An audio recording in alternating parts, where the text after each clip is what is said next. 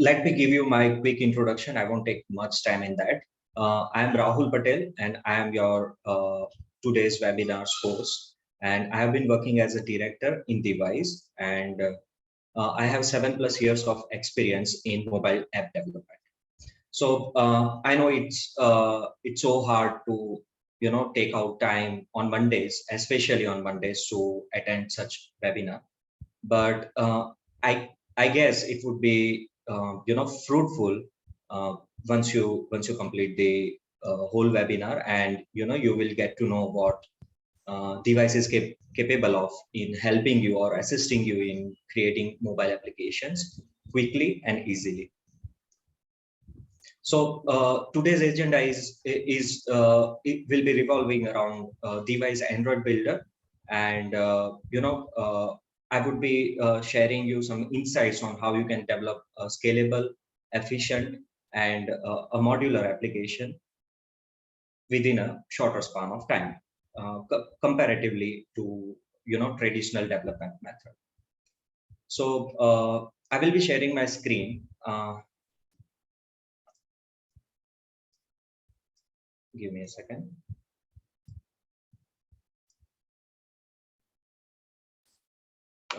Is it visible?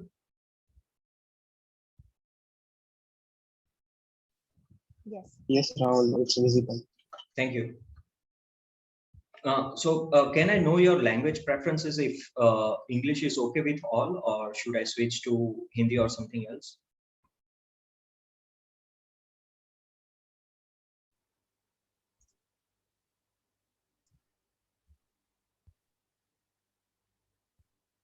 Okay, so I will have a mixture of English as well as Hindi whenever required.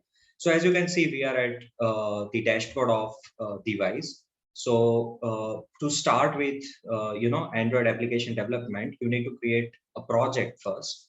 I would say webinar.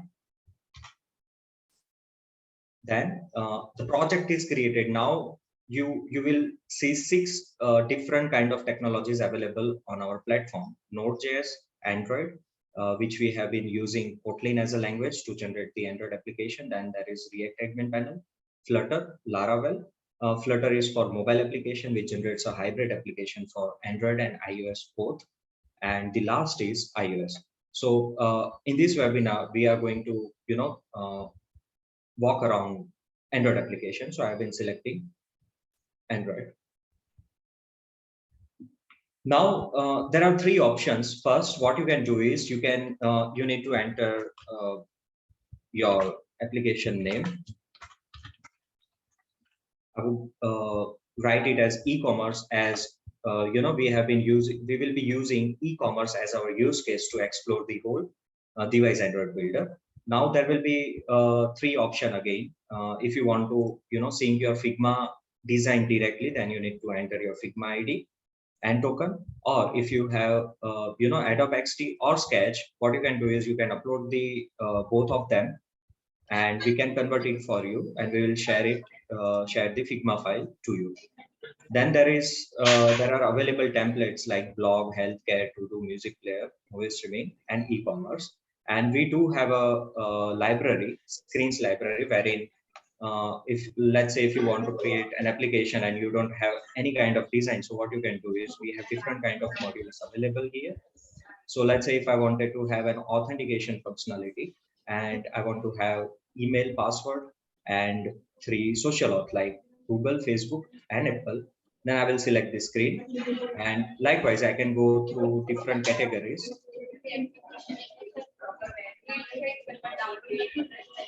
Actually, I'm receiving some disturbance from your side. Can everybody mute their mic, please? Thank you.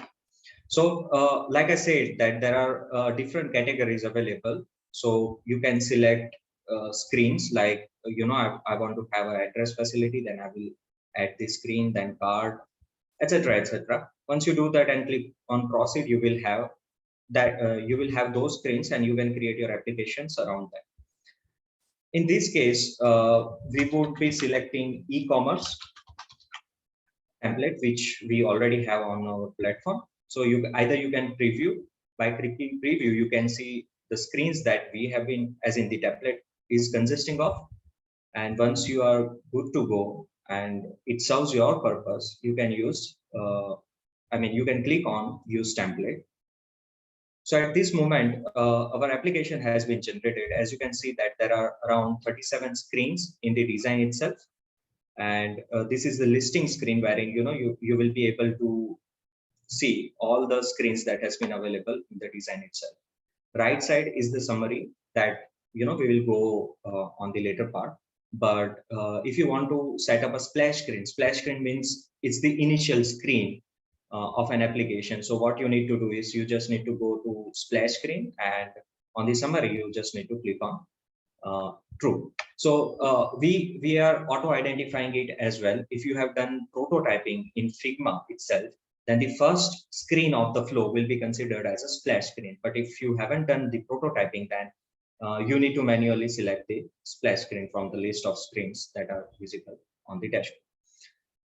With that, if you have done prototyping, then we are directly picking up the navigations that you have set up in the prototype itself. Like in splash screen, as you can see here, that navigation is already set up to the login screen. So if we go to the login screen as well, then there are two navigations on sign in button and on register button that it would navigate to sign up screen. So these are the navigations picked up from Figma prototyping. But if you don't need them, you can remove it from here as well. And you can have your own custom logic, which I will show you in a span of minute.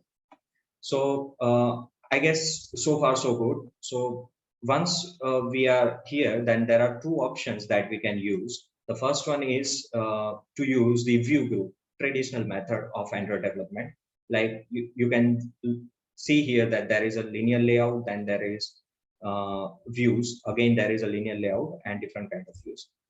Then we do have constraint layout support as well, but it's in beta state. So in this webinar, we would be using the view group itself, but you can switch it on, then all of your code will be converted from view group to constraint layout. Now, if we start to develop an application, right? So basic thing will be the splash screen. So first of all, the user will be see the screen that will be visible to the user will be a splash screen. So what we can do here, so generally there are two different flows that we can develop here. The first one is just simply setting up the navigation to the next screen. In our case, it will be a login screen. So let's say if I want to have a navigation in this splash screen and we don't have any button and we need to have it automatically. So once user opens our app, the splash screen will stay for let's say a couple of seconds, and then it will navigate to a login screen. So that case can be handled by our device Android builder. So we support lifecycle methods as well. So currently we are providing support for on create method. So on create, you can set up a navigation by clicking navigation and selecting the screen that you want. Now now the second thing will be we need to close the splash screen as well once the navigation has been done. So I will select finish current activity. Then there are different you can set up transition as well, and you can give the delay as well. So I'm giving 2 seconds of delay, and then it will open up the login screen. So this is done. So the next flow can be, if you want to call an API from a splash screen and you want to navigate, so that can be done by using the lifecycle method, and there you will find a API integration. So that's how we set up the initial flow or navigation of our application. Now the second thing will be I want to, if I go to login screen, there are different kind of functionalities available. The first one will be authenticating user using email and password using a REST API or something. Then there is social authentication for Google and Facebook. So, for these two things, there are some configurations that I need to do. And to integrate API, I need to upload a Postman. So let's see how the configuration looks. So by activating Google and Facebook, you will be able to set up those social authentication. Then I need to integrate the API as well. So there is a menu called API integration, wherein you can add a new API. So there are two options. The first one is by uploading a Postman, which will be pretty easy or convenient for developers. So I would select a Postman collection and upload. So all the APIs in my Postman collection will be visible here. The next step will be adding an API manually, wherein you need to add the method, URL, headers, parameters, and body. So this will be useful when you will be having certain third-party APIs like weather APIs, wherein there will be only a single API which you will call and you will receive the data. So if that is not in the Postman, then you can add it from here. But I would suggest to use Postman as much as possible. This would be pretty much clumsy in terms of adding all those details. So once I have done this, the second step will be integrating those APIs into the application. So on signing, I need to authenticate user with my server. So for that, what I will do is I will select that button, click on it, and there will be an option called create action. Once I do that, you will be able to see 7 or 8 options on the right hand side. So in this case, I want to integrate an API on click of signing button. So what I will do is I will select API integration. So it will have 3-step process, wherein the first step would be selecting the respective API. In this case, it's logging. Now there are no headers or parameters available in this request. Only in body, there are 2 parameters called email and password. So the thing is, as we are developing an application, so we would be relying on users' input, right? Whenever this screen opens, user will type something in email as well as password. So first thing we need to do is we need to bind the API attribute email to the view. So this is how we can do. So select the email. Then there will be 2 options: get from preferences and view. I will be explaining this in the later part, but in this case we need to select view, and on the right hand side from this screen you can select the respective text field from where you need to get the input. So it will be email. Likewise, for password, we need to select it from password field. So once this is done, your code will be generated with API integration and picking data from these respective fields to email and password. The next step, okay, before moving to next step, device Android builder needs, as in wants you to provide the response of a specific API. So for that, if you don't have it with you, what you can do is you can click on try response, and it will open up the same window, and there will be a button called execute. Once you click on execute, it will execute the API and it will load the response that you have in your API, and you need to click on update API. So it's done. So the second step will be managing the response.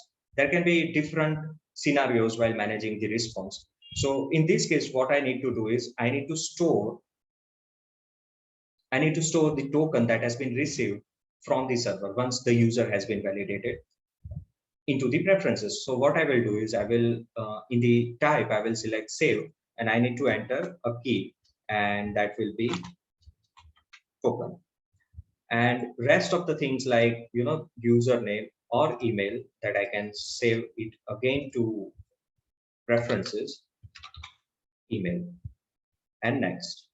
So the third step will be once the API is called, there can be 2 cases. Either it can be successful or it can be an error. So from logging, if my user is authenticated, I need my user to navigate to, let's say, dashboard. So what I will do, I will on select, I will select navigation, and I will select dashboard. Again, once this process has been completed, I want my login screen, as in login activity, to get finished. So what I can do is I can select finish current activity, or I can select finish all activities. So it will close all the activities that are available in the stack itself and save. And on error, let's say if I want to show an alert, so I can click on show alert. At this moment, we have been providing three different kinds of alerts. The first one is alert dialog, second is stores, and a snack bar. So I'm obsessed with snack bar, so I will be using snack bar most into my application. In this, we have been giving two options. The first one is like custom message, wherein you can have a static message which will be shown to every user in any of the case. But I would recommend to use set it from response. So whatever the case is received, whatever the case that has happened on the server, like if user's email is invalid, then the server will respond with a message like email is invalid, or user is not available, or etc etc.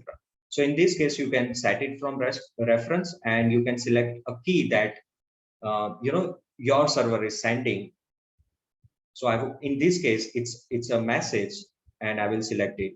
So whatever the message that has been received from the server, that will be shown in the snack bar, in the case if there is an error.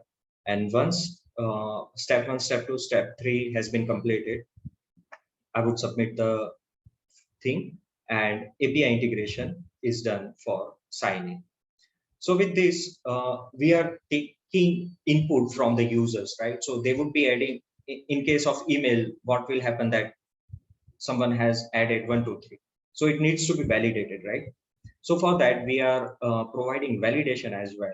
Like if you want to validate email, then you need to click on it. Then there will be another option called add validation. And once you click on it, you will be able to see there are predefined set of validations currently, but in upcoming version, we are going to provide the custom validation wherein a device user can add their own rejects as well. So if we take an example, if we are developing a KYC application, right, then uh, there needs to be a validation for Aadhaar card, PAN card, etc. So that case can be handled by custom validation, which will be rolled out soon. So for this time, we will be using a predefined email validation, and we can select if we want to have it that field as a mandatory, then I would select this and save. Same way, if I want to validate password, then we do have a password predefined password validation as well, and you can select that. And of course, it needs to be a mandatory at this moment, so I will select that and save. So that's how the whole end-to-end API integration with validating the both of the fields, email and password, and storing users data like token and username into preferences. And we do have encryption in our preferences, so those details won't expose to anyone when you have that application installed in your phone as well. So this is how we have completed the login functionality. Now we do have social authentication as well. So if I want to integrate Google authentication on this button, then what I can do is I just need to click on that part or a button, then click on create action. Again, there you will see the same option. You just need to click on authentication and Google and save. So by doing this, the whole boilerplate code of Google authentication with their callbacks on the login activity, wherein you will be receiving on success and on error method for Google will be generated. What you need to handle is you just need to handle the connecting part, that uh, on success response, you need to execute a API that will be hitting your server. That is only that bridge is remaining currently, and it is in development, so that will be available soon. So likewise, if you want to have Facebook authentication, then you need to click on Facebook and save. We do have other authentication facility sorry authentication facility as well. Facebook, Google sign in with email password, And this is for Firebase authentication. So for this moment, we are not connecting to Firestore database. So I will select the basic Facebook authentication process, and it's done. So that's how we have. And the last thing, we need to set up a navigation of register to sign up screen.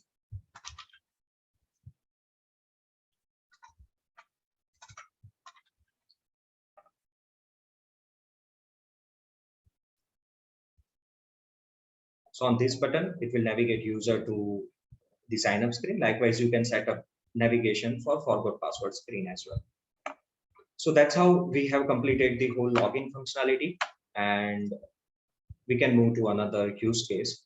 So once this is done, as we have set up a navigation of logging to dashboard once API is called, then we will move to dashboard screen. So as you can see here that this is a vertical screen having certain items. So what we can do with with a bottom bar. So generally when there is a bottom bar, what we need to do is we need to have fragment right in the center part for each of the items like home, explore, card, other offers and accounts. So this is the screen that will become my home fragment. So for that, we do give a facility of change view. So once you click on it, you can see on the right side that there are lots of options available. But at this moment, what I want to do is I want to convert this whole screen, except bottom bar and the top bar, into a fragment. Then I will select fragment. It will ask you the name of the fragment. So I will be having home as its name. And once we do that, it will ask you for container activity. So why we have been asking container activity is because we need to load fragment into an activity. Without an activity, it won't exist, right?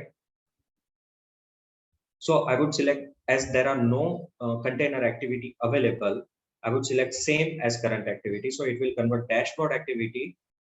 It will use it as its own container activity. Once click on convert, it will convert the whole fragment into the whole screen that we have selected into fragment. As you can see here, this is a fragment container right now. Now what I need to do is I need to show that fragment when user clicks on home button. So for that, what we need to do, we need to simply set up a navigation by clicking on home button, select create action, and then select navigation. Here you will be able to find a filter for different kind of screens like activity fragment, dialogues, etc. So once applying filter for fragment, I will be able to select it. Then you will be able to see two options that are respective to fragment navigation. Then if you want to add it or replace it, in this case, I will select replace and select. So that's how on home button, you will be able to navigate user to the home fragment.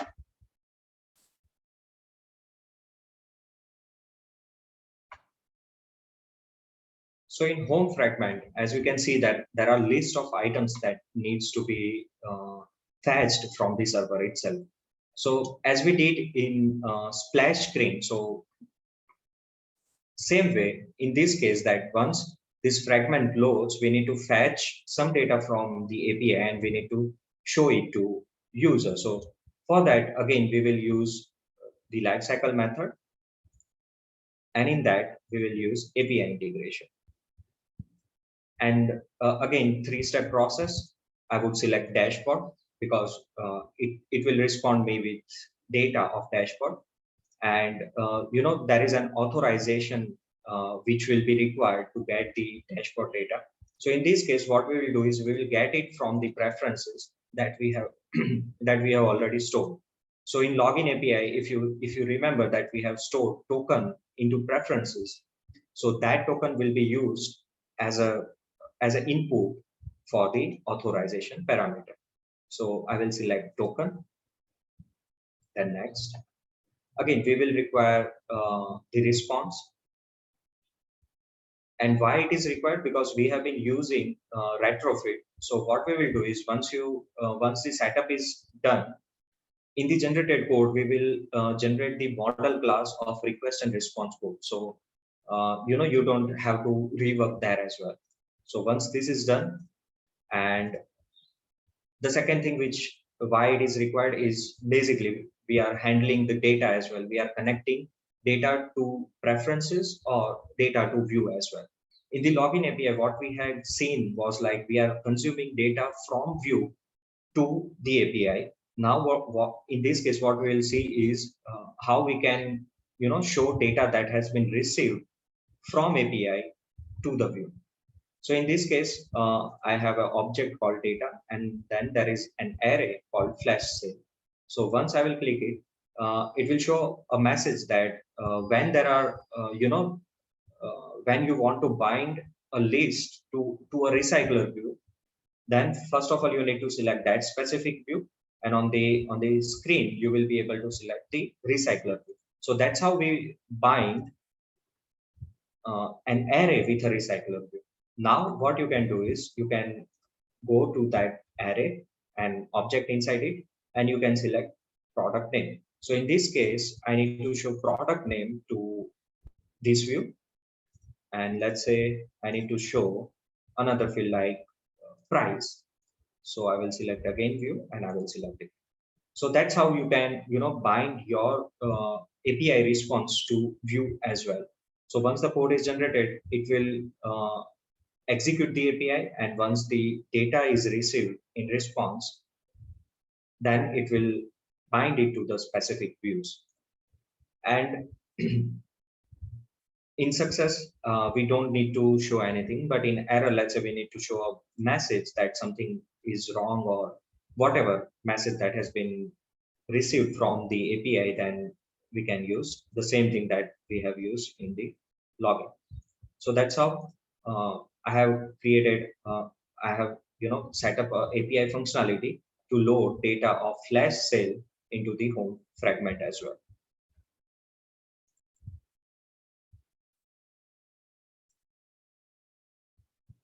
Okay, so that's how you saw the API integration functionality, the navigations. Now there is permissions as well. So device supports permission. Let's say if, okay, this would be the perfect case. So in this case, once user clicks on this image, they need to, we need to access uh, their gallery or camera as a developer. So for that, we need to write a code for runtime permissions. So device, what it provides is click on it, click on create action, then there you will find a permission menu. So once you click on it, so currently we are providing support for 3 permissions. So in this case, I would require gallery. So once I have selected gallery, then whole code of asking for runtime permission to picking up the image will be done. So the part that will be remaining is just to handle that image, upload to your server that has been connected with your application. Now, as you can see here that there is a back button. So if you want to manage the back navigation, then also there is an option for that. So let's say now we can divide device Android Builder into 2 parts. The first is it gives you facility to develop, let's say API integration, permission, navigation, etc. But through the Android Builder. But the first part, like once we have synced the design, it is generating the whole design into the native code, which I will walk you through once we are done with, and once we generate the code itself from the device as well. So let's say if I'm on this screen, and as a developer, I have been using device. So at this moment, I was looking onto this part and I found out that this is not a button, but this should be a text view, let's say. And device has wrongly identified a text view to a button. So what we can do is we can click on it.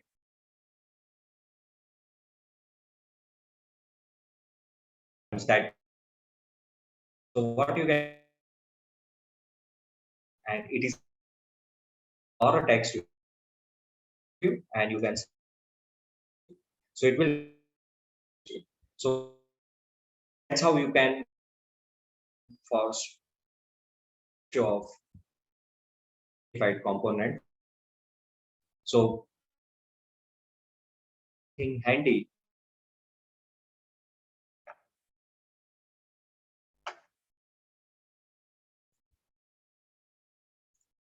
so I have been talking about the design itself. So the code generated using device for an application will be responsive. Let's say you have developed this UI in Figma into a viewport of 375, let's say, and then you are running your application in the viewport of 412. So our application will auto scale up or auto scale down according to the device resolution it has been running on. With this, we have Firebase integration as well. So for that, what you need to do, you need to authenticate yourself. So you need to upload.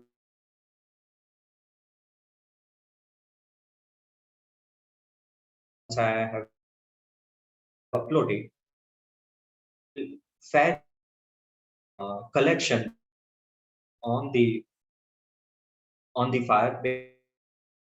As you can see, the user collection. I have email so once this is synced, what you can do is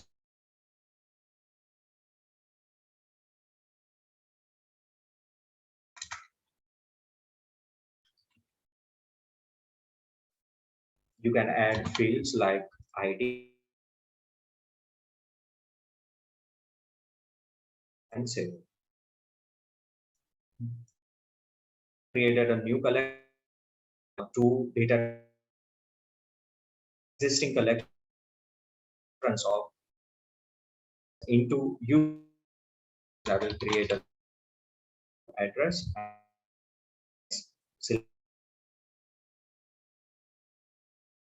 and save. First, we provided the it's authenticated. It's saying the collection in the if you don't have any, any collection from here as well.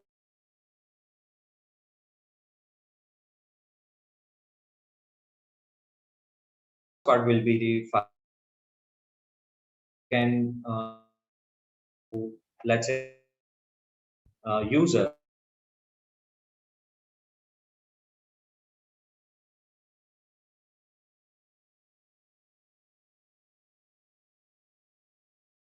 who have access give access to all of, and you can select all.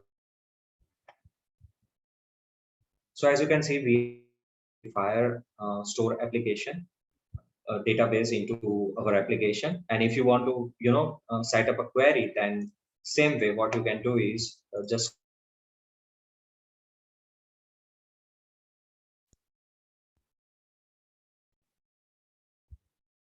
and you can select Firebase integration. So with this, you can either query or you can store. Let's say if I want to query the data, then I would select query. And rest of the thing is similar like what we saw in API integration as well. So you need to select the collection in which you need to query. Either it needs to be multi-value or single value. Then how you can handle the response if you want to show it to a view or if you want to store it. Sorry, that was a request, and there is a response that how you can use it. Currently, we have been only providing binding to the view in Firestore, and the last part will be success or error. So that's how either you can query the Firestore database or you can save data to the Firestore database using device.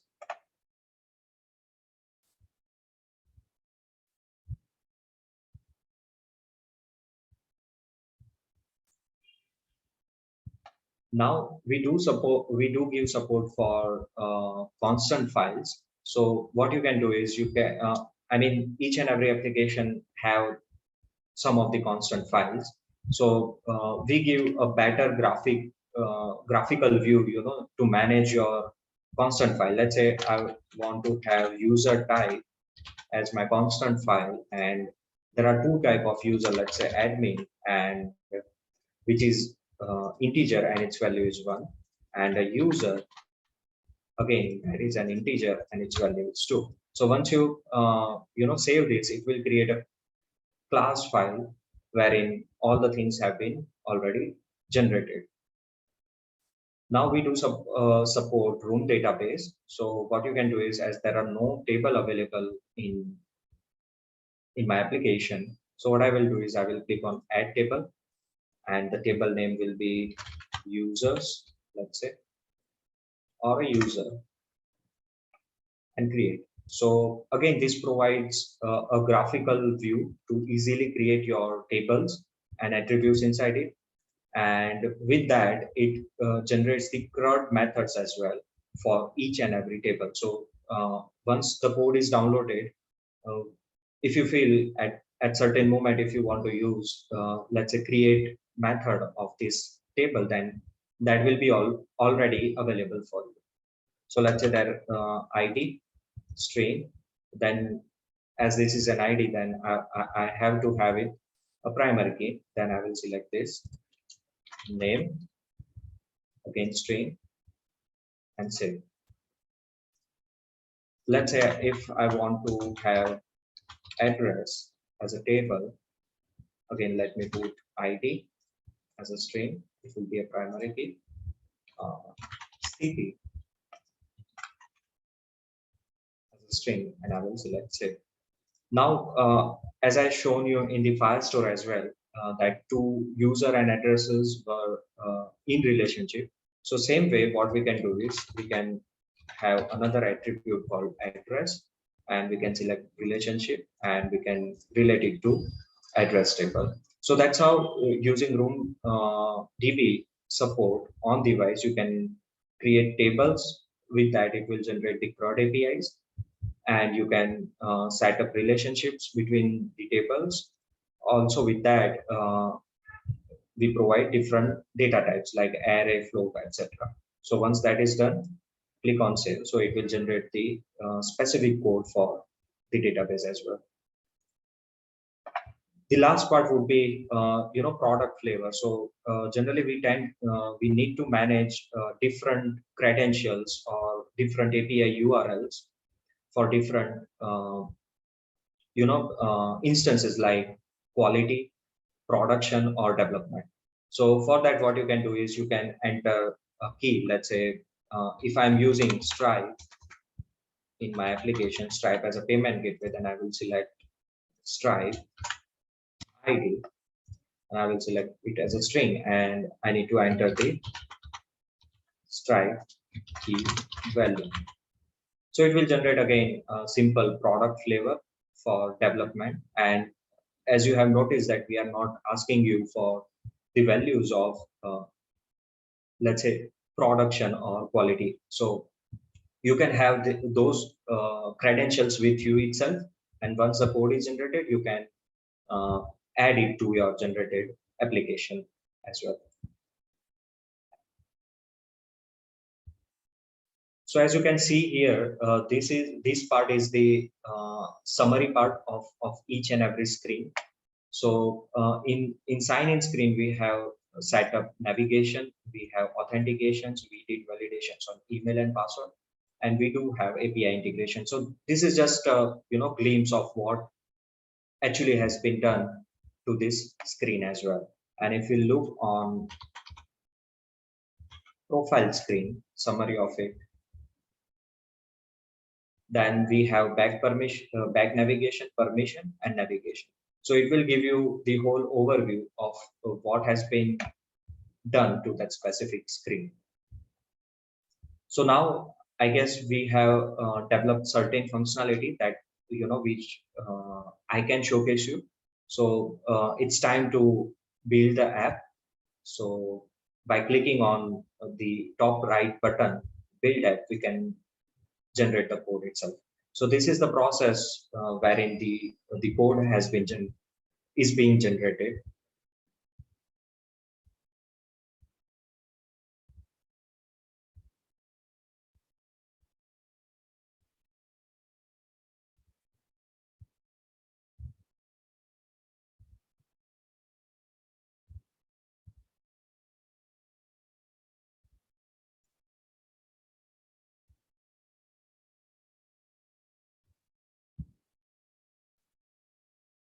So as you can see, the first thing that will open will be the README. So it will give you the overall idea of what application consists of.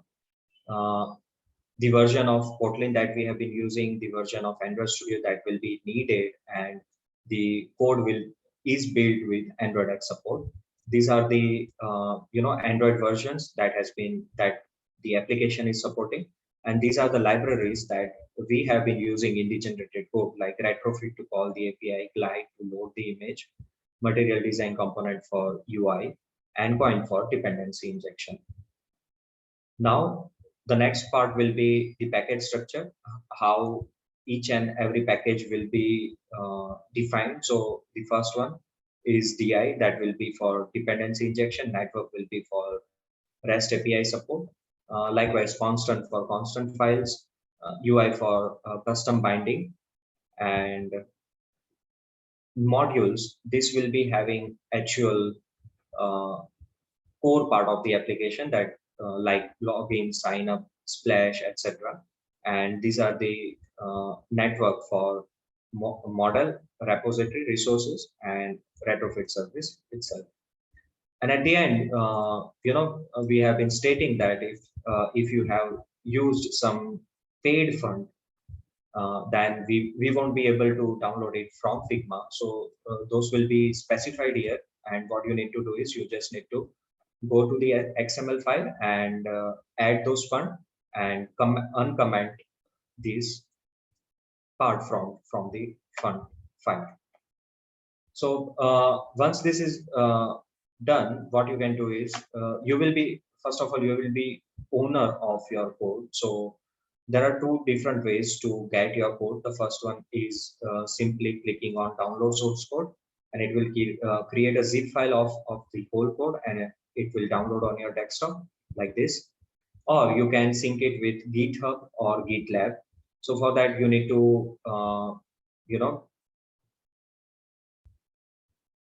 enter the token for GitLab, and for GitHub, you need to authenticate yourself using the credentials.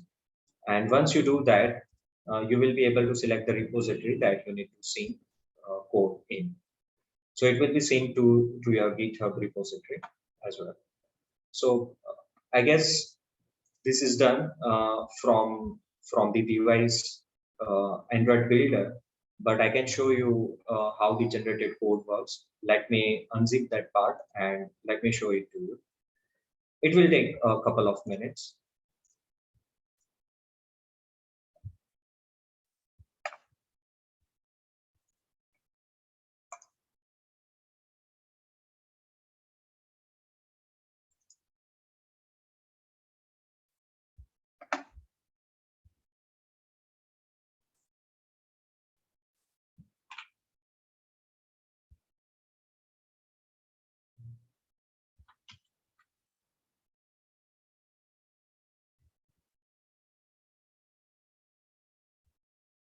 You all can see my Android Studio. Hello. No. No, sir. Okay. Okay. Sorry. Now. Yes. Okay. So this is the code that has been already generated, and I have opened it into Android Studio. So as I have talked about, the package structure. So this is how it looks. We have a base folder for base activities. So this will be extended to each and every activity that will be generated.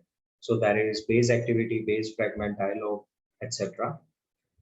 Now we have a class called biometric authentication. So if you can remember that in configuration, there were three options. The first one was biometric, second Google, and third Facebook. So that has been activated. So we have generated a whole code wherein you just need to handle the authentication result. So if you want to have the biometric functionality in your app as well, this is the dependency injection and my application class. This is the Facebook class. That will be, you know, a helper class wherein everything will be done from this class. And in the class, like login, you will be receiving the success, error, or cancel callbacks. And from here, you can take it over that, you know, if you want to call an API to your server, then this is the point from where you can do it. Likewise, we have a Google functionality, same way, a helper class for Google authentication as well. So again, it will give you callbacks for error or success. Then we do have network class, wherein we have the retrofit provider. Again, this is a dependency injection part, wherein it will be injected where it is required. And the last is the utility, wherein it's a preference utility. So as you can see here, we have encrypted it in and store the data, so it won't be, you know, exposed to anyone at any point of time. And as we had stored token, so there are two methods, set token and get token. Now there is a constant file which we have, you know, generated from the user interface. These are the Firebase models. These are the extensions. Like at any point, if you want to show an alert dialog, so this will be the helper class, and you don't need to write the code each and every time. So by using this class, you can you know, show it dialog to the user. Then this is again, these are the utility classes for showing progress dialog.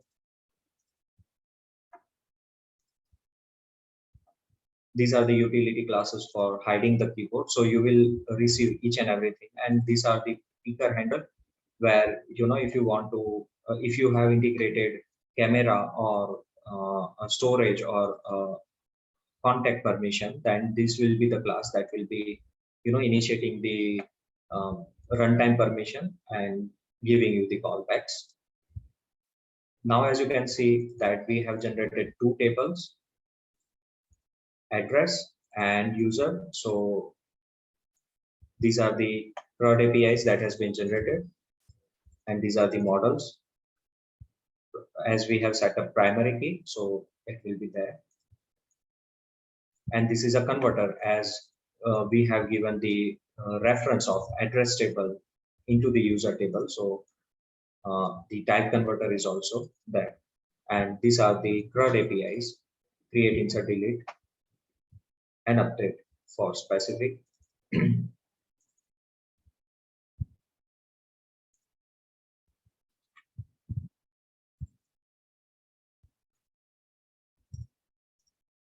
Now, if you go to login screen, then there are callbacks for Google and Facebook, as I already explained you.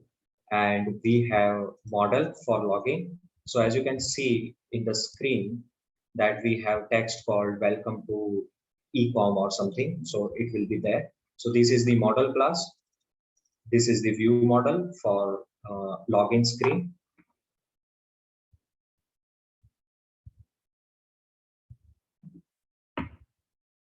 Okay, so you know, I have been going through the code and sort of things that you know, we have already covered.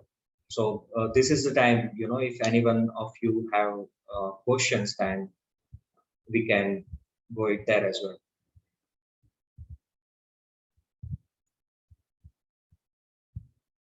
And at last, there will be resource folder wherein this is the fund family, which is not identified, or we are not able to download that specific funds.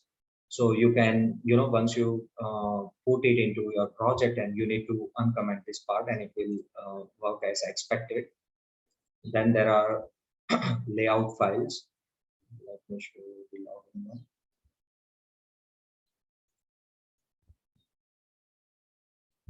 The whole code is generated using MVVM architecture and data binding. So the whole UI is there, and there are values like styles. So each and every component will have its own style. So you can, manage changes of the designs if there are frequent changes easily. And the whole string file is also generated by device, so that you don't need to do this mundane work, because this is a process which developer needs to copy paste the whole tags that are available in the application as well. And last will be the color file. This is the Gradle file in which we have these dependencies. And yeah, it is pretty much standard with what you all are aware of. So I guess I don't need.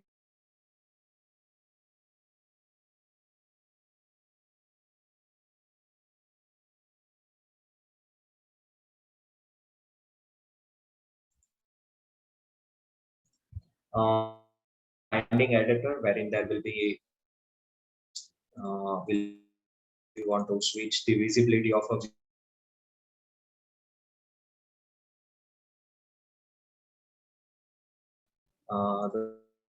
you want to load from URL with that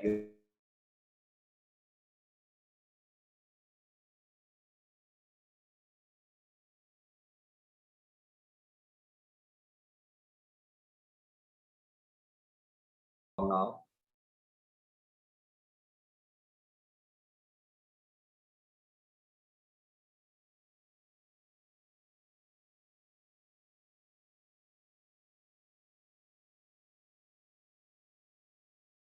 Helps you to load image resource, and this is a recycler item. You have horizontal, vertical, grid, so it will be managed. So you don't need to each and every code for.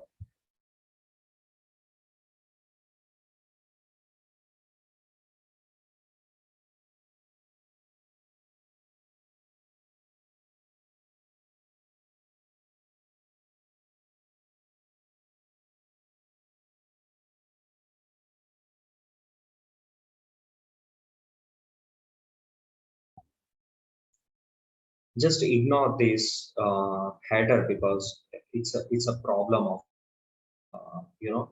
emulator.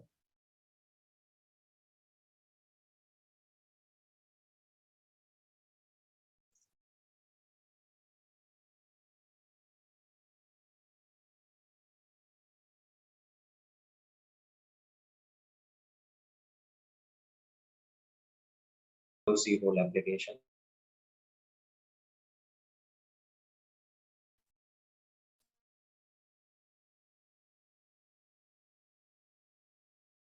Something like this.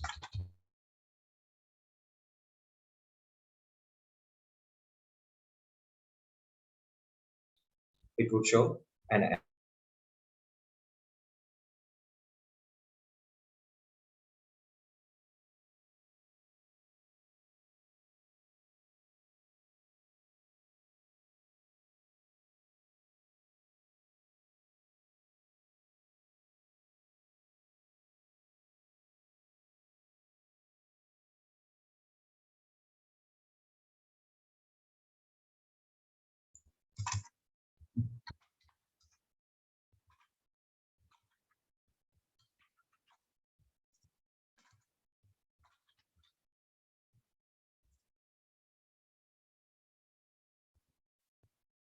so we can proceed for the Q&A session, I guess.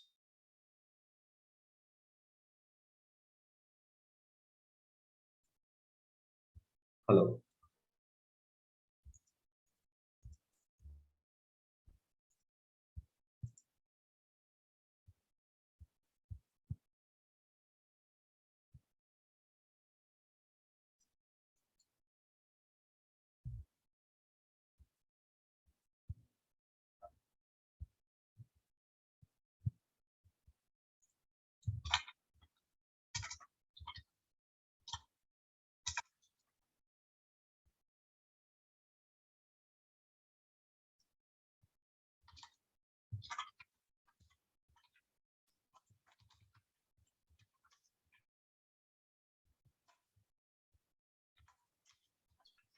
Hello, Rahul. Yeah. My name is Amrita. Hi. I have a query related to UI. Whenever I want to create a UI with the spin down feature, am I able to do it in device? That.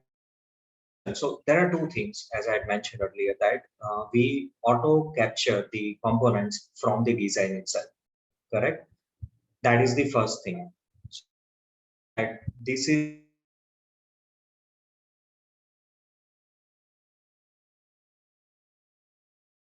like what the tech that you have been stating, like something. So that will be available.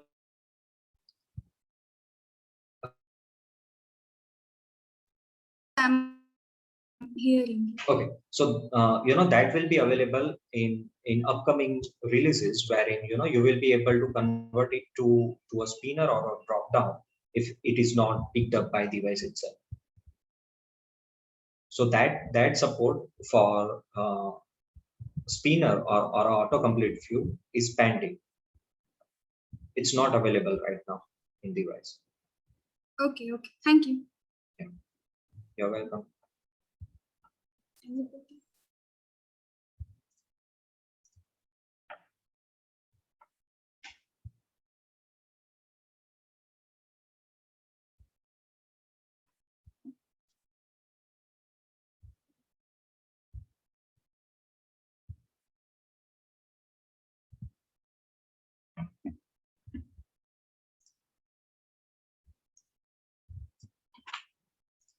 So we do have our Discord channel. So the link of which I have been sharing into the chat itself. So post webinar, if you still have queries or want to connect with us, then this is a place where you can get all your answers.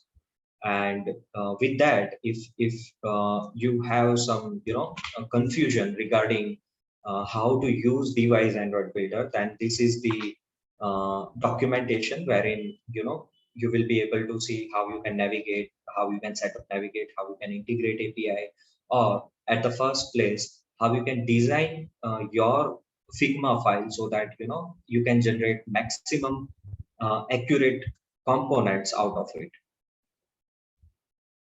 So I have put both the links. The first one was the Discord, and the second is of documentation.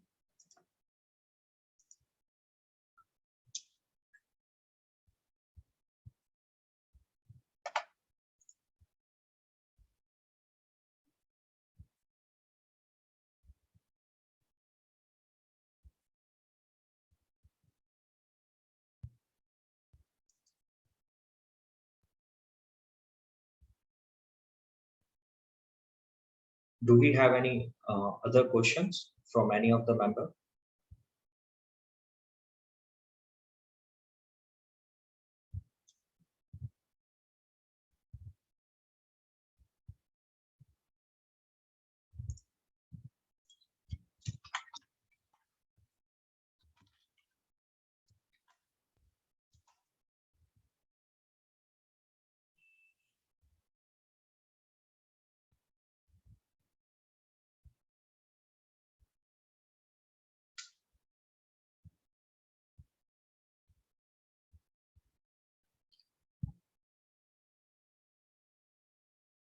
I guess there are no more questions from the audience, so we should be closing the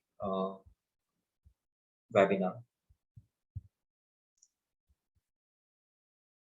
And I would like you, I would like to thank you all for joining, on Mondays.